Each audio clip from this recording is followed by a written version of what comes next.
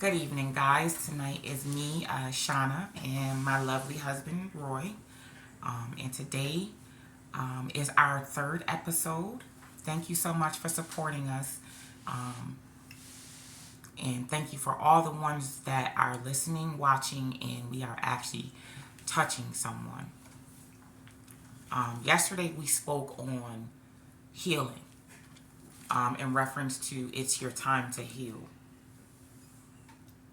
And you really can't put a time frame on when a person can heal, and no one can tell you to get over anything um, in a certain amount of time. You heal at your own pace. You heal, but I can only give you encouragement that it's not going to do you any good to stay down in the slumps, and it's not going to do you any good to stay depressed and to stay worried. I thank God that I came out of depression, and I was battling some heavy stuff. I thank God that I was able to come out of depression and be the mother that my kids needed me to be through everything I was going through. Um, so, yeah, yesterday we talked about it's time to heal, but I do believe that within the healing process, you also have to forgive yourself. You have to forgive yourself, and you have to also acknowledge your wrongdoing as well as what happened to you. So once you confront that, once you face that monster head on and say, hey, I'm not going to let this destroy my life. I'm not going to let this determine how my life comes out, and I'm not going to let what they said to me determine the type of life I'm going to live or the type of person I'm going to be. Because I can honestly say that I never had a bitter bone in my body. And I thank God because God didn't allow me to have a bitter bone in my body. And the healing process is where you really find how strong you are. I can honestly say through the healing process, the first step to healing is acknowledging everybody has choices. And a lot of what we went through, for the most part, was a choice. I can't say my upbringing as a child was a choice because I didn't choose that for me. But in my adult life, the marriage I was in, that was a choice. I didn't say it was for the right choice, but it was for a choice. I cared about what people thought about me. I cared about, keeping my family together, no matter if it was toxic or not. And it all really boiled down to caring about what was presented to people. When I really should have been worried about, this is not someone I want to spend my life with. This is not someone I consider being a life partner. And I'm speaking about in my first marriage, not my current. So I knew the moment I accepted, the ring, that I had made a bad choice. So with that came 14 years of not so good of a time, but that was a choice I chose, and I, had to go through it with the choice that I made.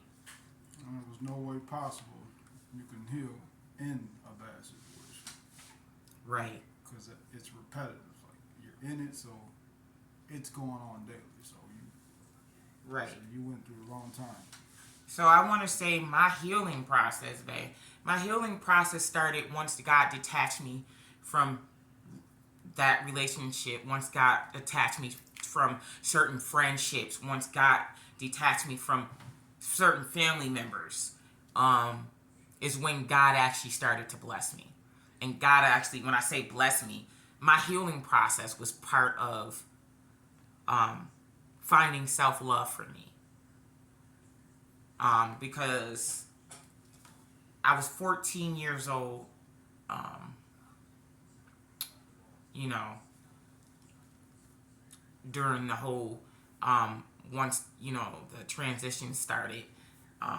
So I pretty much went from my parents to my husband. I never really got a chance to figure out what Shauna liked, what Shauna loved. You know, who is Shauna? I had no child. Right. I honestly had no childhood. Because it was five of us, and I had to, like, my mom would work long hours, and my father was in the streets. So I just, you know, always been very motherly. So I wanted to make sure I made sure that they had dinner, and I'm the middle child. I wanted to make sure the house was clean for my mother because she worked doubles. I never really thought about myself. I just always wanted to make sure my siblings was good. So, and then I met my ex-husband at the age of 14. And he was 22. So in a sense, I was still a baby. And not really knowing what love is. I mean, how can you really know what love is if you don't have none for yourself? If you never really knew what love is. So I went from my parents to, in a sense, my husband. So I never really had a chance to know who I am. So I was pretty much molded into what people wanted me to be my entire life. So I guess the healing process for me started after God removed all of those people. And it wasn't until I started praying, God, you can do what works for you, but God is my answer to everything. I pray before everything.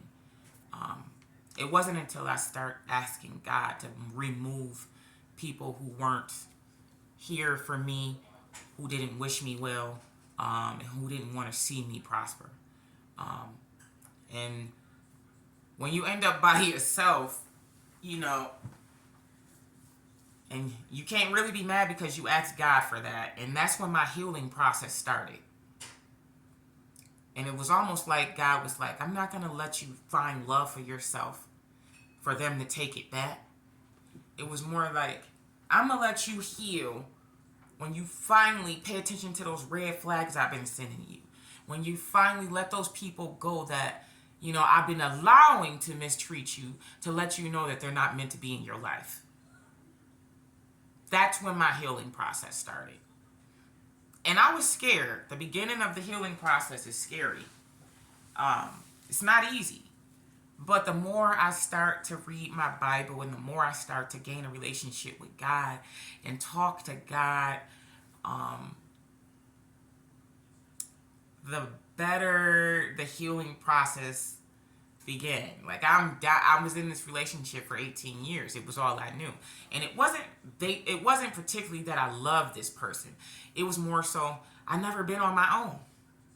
I went from my mother, father to my husband.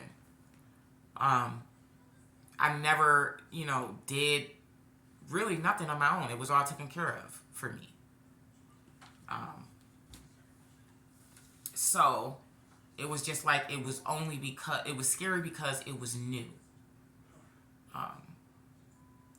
So once I started talking to God, you know, God allowed me to heal. I would say a lot faster than I expected, because I didn't dwell on people or things that were gone. I just wanted to move forward to be the best mother I could be. I did write down things I wanted God to bless me with. And the closer I got to God, the more I healed. And the more I healed, the more I got blessed.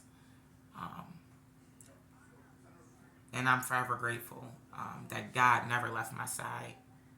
Even when I had nobody, that's how I healed. So I encourage anybody watching to seek a relationship with God. I really tried to do it all on my own. You know, anybody knew me know pretty independent and try to handle everything on my own. And I was never gonna let you know that, you know, I was going through this, and, you know, because it's not really anybody I can trust with my business. Honestly. Well, I have somebody now. I got my husband, but before that, I have nobody in my corner. So I had to really just heal in silence, away from people. I distanced myself away from people. I traveled with my kids. That was part of my healing process. And I encourage anybody who's never been out on their own, before you get in a serious relationship, or even if you get out of a long-term serious relationship, take time to get to know who you are. Because that's where you're going to find the healing, when you take time to get to know who you are. That's the best thing I ever did for me. I put me first, and I just went on the road, 6-day road trip, and I drove all the way to Atlanta, and it was amazing. And I came back a different person. And I call myself a warrior, not because what I went through, but I call me a warrior because I came out of that. What everybody meant to destroy me. These people talked about me. They lied on me. Even tried to physically harm me. Heart attack, sickness. And I still came out of it. But I came out of it gracefully. I came out of it with faith. I came out of it with forgiveness. And my eyes are wide open. I'm stronger than I've ever been. I am not scared of change anymore. That's where a lot of problems come to change. People really get scared of that, and you get comfortable. No matter, as you spoke of a while ago, the flags. Yeah. I can honestly say I don't care what anyone watches. Y'all seen some red flags before. Right. They show you. You seen them early. You caught them early, and you was just like, oh, was that what it was? Oh, maybe it wasn't that. You did that. I'm guilty of it. I've done it in the past. Yes, I have. You see the flags. You're like, oh, maybe that is what it is. Maybe they didn't mean to say that. Maybe they didn't mean to do that. And if you're in a place you're not supposed to be in, trust me, those flags are going to keep coming. They're not going to stop. They're going to keep coming. And then after a while, we're like, wow. Outside the box. Like, for me, it took me to get outside to realize, like, wow, you've ignored years of flags. You've ignored years of flags.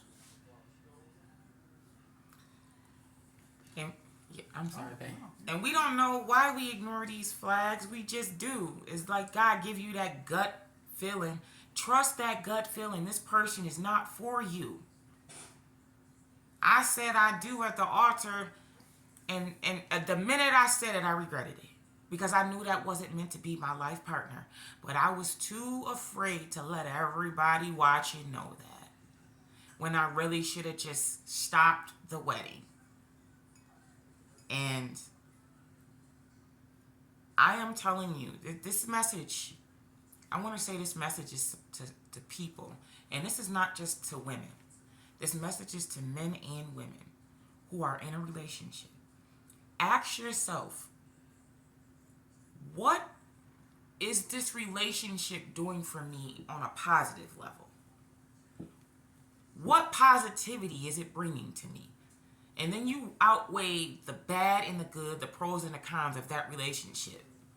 Are you really just existing? Because existing is something I did that entire relationship, and I'm the one that was in prison. I'm the one, so I can't really blame. You really kind of got to look at yourself like, wow, I could have chose this, because you really can choose how you live your life.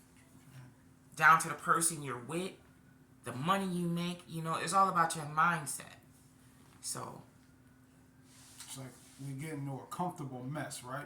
Like everything's burning around you, but you found this one little square, and you're like, all right, I ain't gonna move because it's okay here, even though everything around you is burning. You're content. Yeah, content, exactly. Babe, what do I think about being content? Content is pretty much shackles. It is not my friend. I'm not content. I feel like you can always learn more. You can always improve more. You can always be better. So I'm not content. Hindering yourself, actually. You'll never know what you're capable of being content. And for me, towards the end of a bad relationship, I really, like he said, I stayed in it because, scared of change, of new. But after a while, I was just like, God, I know you gonna have me. We have a relationship now. So I didn't even worry anymore. Something about having a relationship with God, you don't even worry no more. You just know that God is going to take care of it. God's going to see it through. God's going to work it out. And that was the best part of my healing process. Knowing that somebody you talk to at night, well, I talk to 20 times a day. Knowing, I'm a prayer warrior. Knowing somebody you praying to got your back. And they know everything you're going through.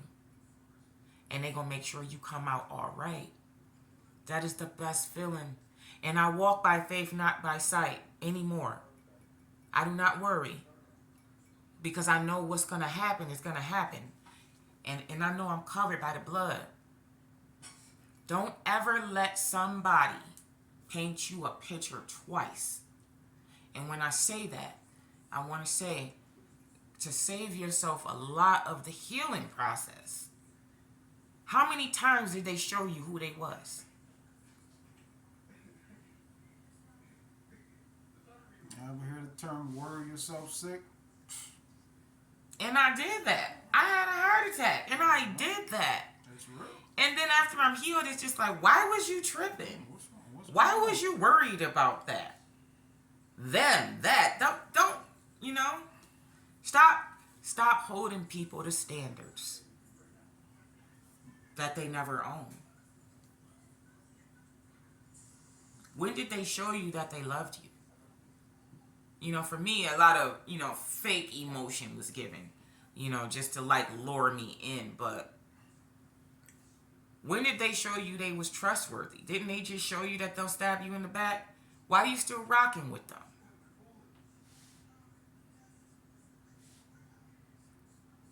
I don't look at it as I played myself. I look at it and I eat my losses because I gained so much.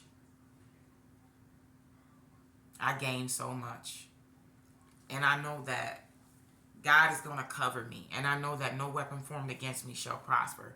Even when they spoke it against me, it's not going to prosper. I know who I am. So, people can speak on me, but I know who I am. And I don't have to go back and forth because I know that the Lord fights all of my battles. So you want to heal? Seek God. Address the elephant in the room. Did you have a choice? I'm telling you, I'm saying did you have a choice because that's how I was able to forgive myself. Forgiving yourself and identifying, what choices did you have in this will speed up the healing process. That's what it did for me. I had to really admit that, oh my God, I knew I wasn't supposed to be in this marriage, but I didn't stop it. And I thought I was going to stop it at the altar, but I didn't have the courage to. The first step to admitting to having a problem, solving a problem, I would say, is admitting that there is one.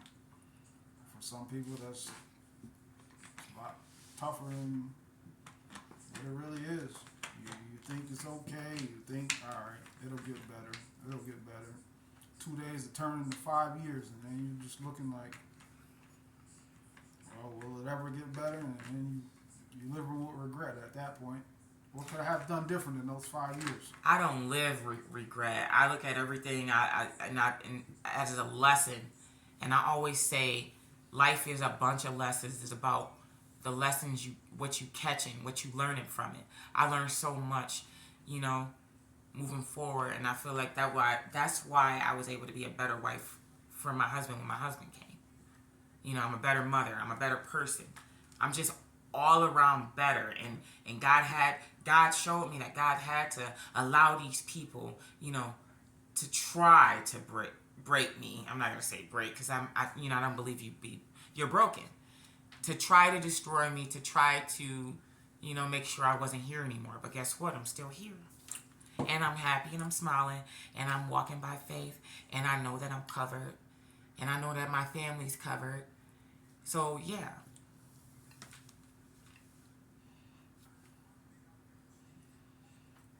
it's all right. And also, forgiveness. That's a quick way to heal too. Not for them, for you. It is definitely for you. It is definitely for you. You can't just say I forgive them and then um have evil in your heart for them. You got to really mean that with your whole heart. And for me it's easy because I got blessed. You know, I got away from that. I made it out. So I forgive you. I'm away from you. I'm better. So yeah. And I wish and I pray for healing for everyone hurting. I, I pray for y'all. I love y'all. I wouldn't be doing this. Me and my husband wouldn't be doing this if we didn't. I care more than you know. We care more than you know. And we going to keep doing this. And we going to give y'all the word as God gives it to us. I wasn't really sure again because none of this is scripted. We just talking at the table. You know, this is what God is delivering in my soul. I don't feel like it was no mistake that I was healed. You know, I was brought out of it and I was healed so I can talk about it. So I can tell you how amazing God is. How God can do a whole 360. Make a miracle. You need to believe in miracles. And you need to believe that you are great. You are amazing. Don't worry about, walking away from that abusive relationship. Okay? You don't have money. God gonna provide. I promise you. Because I was down to 10 cents in my bank account. And then next thing I know, I said, God, I'm trusting you. And I finally walked away. And then, God delivered financially. So, I'm telling you, if you give your whole heart to God, mind, body, and soul, God will deliver. As long as you're breathing, you have a chance at it. And you can heal. You can heal. Take your time, but don't stay there long. It's all about how you get back up. That's what it's about. What you do with it. What you learn from it.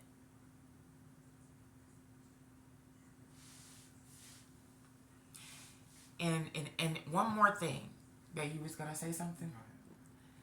I do want to just say, there's people who actually caused the hurt. I'm talking to you now. The people who actually caused the hurt and they feel like they can't heal and they not worth healing and they don't think they're worthy. It's the same situation. First, you got to admit that you were wrong. You got to repent. And God can clean you up too. God can make you new. You can get a fresh start. You can get a brand new day. Just like the one that was hurt. It is never too late. There's people in the Bible that did worse. And look how God used them. So you are worth healing too.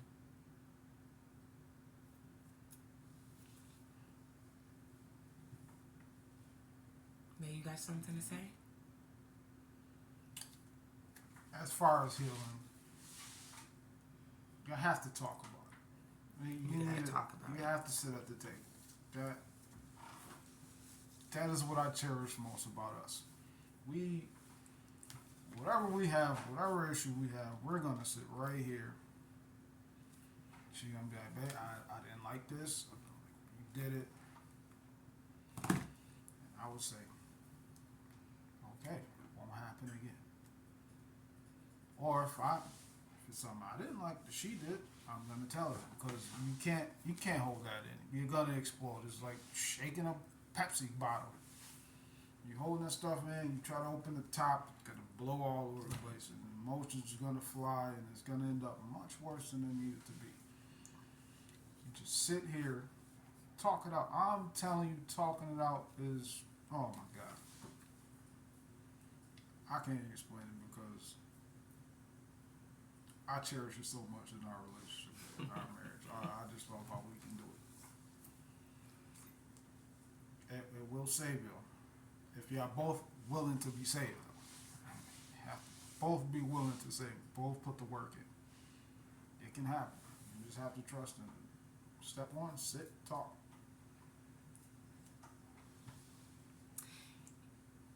And we're gonna end tonight. We're gonna end tonight in prayer because I feel like somebody need to be delivered tonight, and God is putting it on my spirit that somebody needs to be healed tonight. So if you can just bow your heads and pray with me. Father God, I come to you tonight and I ask you to touch whoever is on the other side of that screen, Lord. Give them faith the size of a mustard seed. Give them a miracle, Lord.